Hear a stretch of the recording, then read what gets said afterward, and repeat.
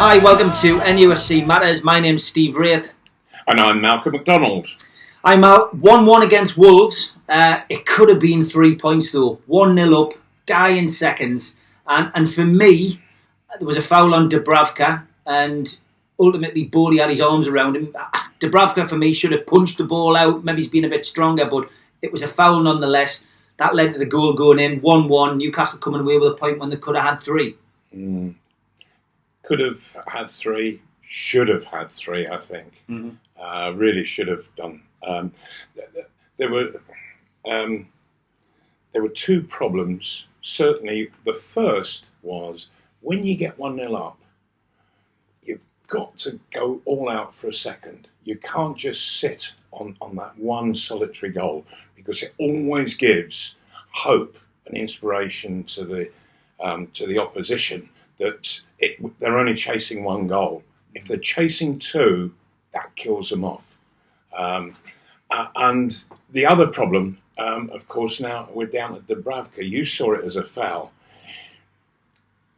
If I was the centre forward in that position and the referee gave a foul, I would be going ballistic at the referee. I really would, because Dubravka got underneath not only the ball without rising, but he got underneath the Wolves player as well. And so whatever happened from there, Dubravka was in totally the wrong position. And I think the fella he got up, and you have to raise your arms when you jump. You cannot jump with your hands down at your side. So of course the hand's going to come up. And if Dubravka's trying to sort of get up himself, he's going to be meeting the fella's arm. Yeah. So personally, I didn't feel it was a foul. What I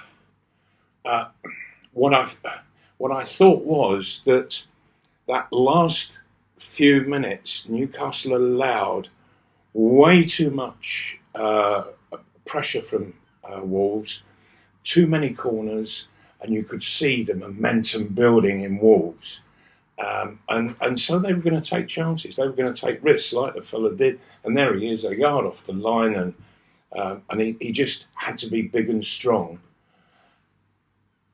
which Dubravka wasn't.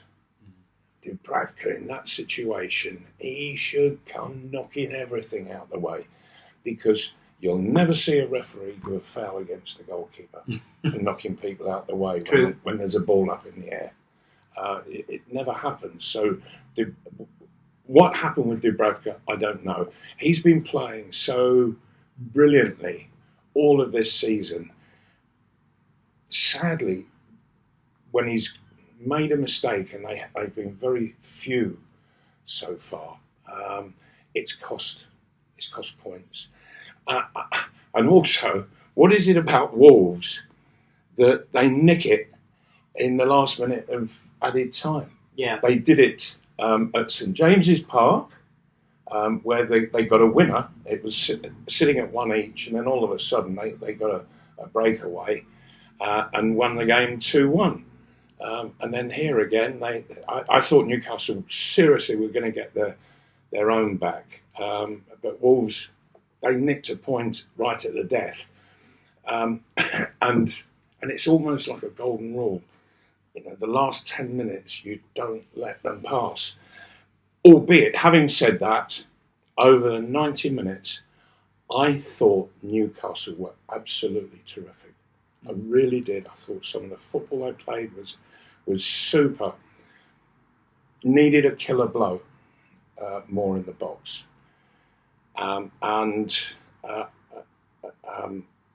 Almiron coming on, boy, with his pace, he will deliver killer blows. Yeah, what did you think? Well, you can't judge a player in a 15, 20 minute spell. However, he made an impact when he came on. He did, didn't he? Yes, he did. He did. And more Newcastle players have got to get used to him and how he plays, so that they can dovetail to him rather than Almiron dovetailing with everybody else. And what I saw was that the fella wants to get the ball and he wants to run at people. There's nobody in the Newcastle side prepared to do that, quite simply because they haven't got the pace. You've got to have pace, and Almiron's pace, by the look of him, I think it's deathly pace.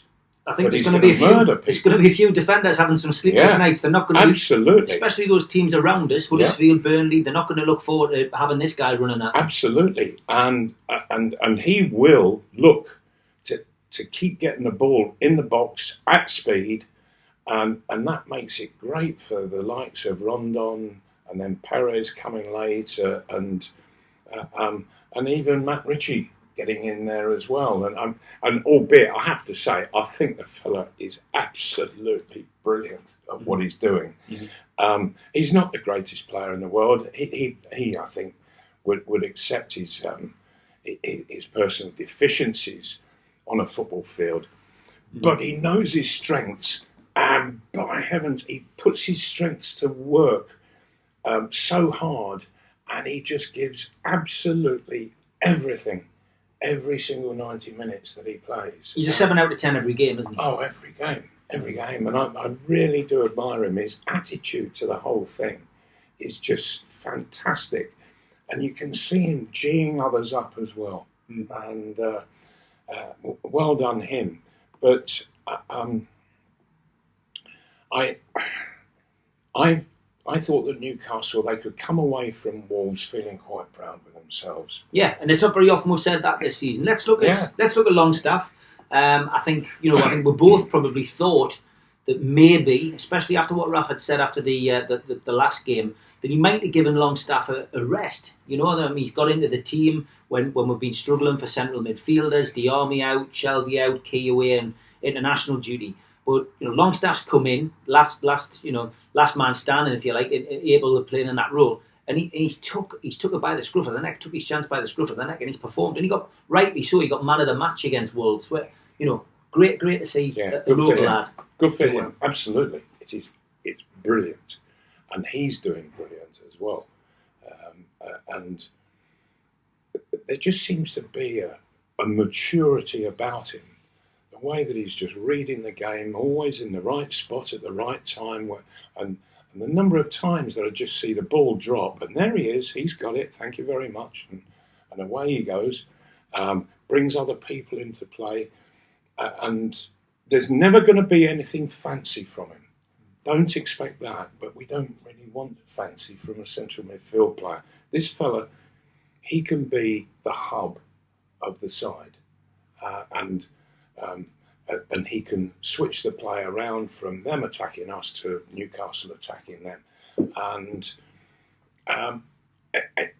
he needs to have some quality around him. It will be interesting to see, because he has got a very canny pass about him. And as Longstaff, and Almiron will make runs. And if Longstaff can just be slotting it in the space in front of Almiron, I can see them, Newcastle, causing all sorts of problems for opposing sides. Interesting thing, there was a text message has done the rounds amongst Newcastle fans, and it's a statistical one, which are often good reading. But at this time last season, I think the stats, if I remember rightly, were 25 points from 26 games played, goal difference minus 12, with 5 of the top teams to play. That was last season. Mm-hmm. This season, exactly the same amount of points. Exactly the same amount of games played, exactly the same goal difference, but only 2 of the top 5, top 6 to play. Oh, is that right? So, I think, we stayed up, we finished in a comfortable position last year. I think that, the fans reading that will be quite optimistic about the running. Yes. So, and every reason to be so, I think.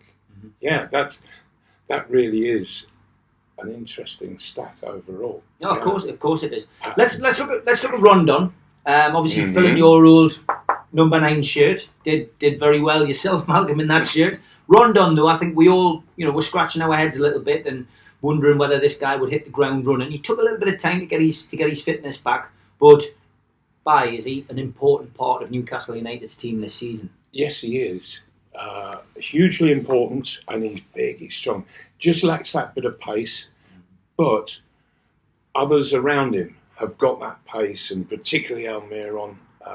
It's going to be very interesting to see Almiron playing off of Rondon, because Rondon, he's aware of people making the runs, and he'll get the ball under his control and just drop it off into the runs. And I think that Almiron, he could become a constant goal scorer, and Rondon will help him on that. I would like to see a bit more support going around Rondon, because I think that he's not a man who wants to turn on goal once he gets possession. What he's looking for is support. Yeah, and the support gets there a bit late. The Perez will get there, but it's not always when Rondon really needs it. Hayden, he drops too deep and he shouldn't. He should be getting forward a lot more. I know he scored against Wolves and good, well done him. But I would like to see a bit more of that. No, not a bit more, a lot more. Mm-hmm. I want to see a lot more of Hayden. If he's going to be in the side, he should be getting forward constantly. I don't know. There just seems to be with a few of the players in the side, there seems to be a mental block on making forward runs. You know, that they'll have a jog forward. What you want to see is people bursting forward. Mm-hmm. They're impossible to mark when they do that. But Hayden, he jogs forward, and it's all too easy to defend against him. Albeit he did get in there for the goal. Well done to him. But from that position, he should be doing that. He should be scoring 12 goals a season. Yeah. And he's not getting 12 shots at the moment. Mm-hmm. So he's got to improve hugely on the number of shots to get an average of about 12 goals a season. Big game coming up, then we've got no game this weekend, so Rafa's opted to take them abroad. We've got a friendly against CSK, which I think is good because a bit of squad bonding and a bit of ticking over. Yeah, and are they playing it over in Spain? Yes. Are they? Yeah. Right. So I mean, it's good because it keeps them ticking over. It's good for morale. They need it. They probably need a bit of a lift after almost having 3 points in the bag against Wolves. So the next game, of course, is Huddersfield at home, and that is ultimately what we call a 6-pointer. How do you see it going? It is. Huddersfield, they can play a bit. They knock it about very nicely, but they really just have nothing up front whatsoever. And this game, it's got to be a must-win game. Yeah. Nothing else will do whatsoever. And Newcastle need to start to just create a bit of a gap between them, Cardiff, Huddersfield and Fulham. Need that gap to start widening as we get into latter February and through into March. And Huddersfield comes at an ideal time. I think Newcastle are playing well. They really do. Yeah. They're playing well. They're difficult to play against because they really do work hard. By heavens, they do.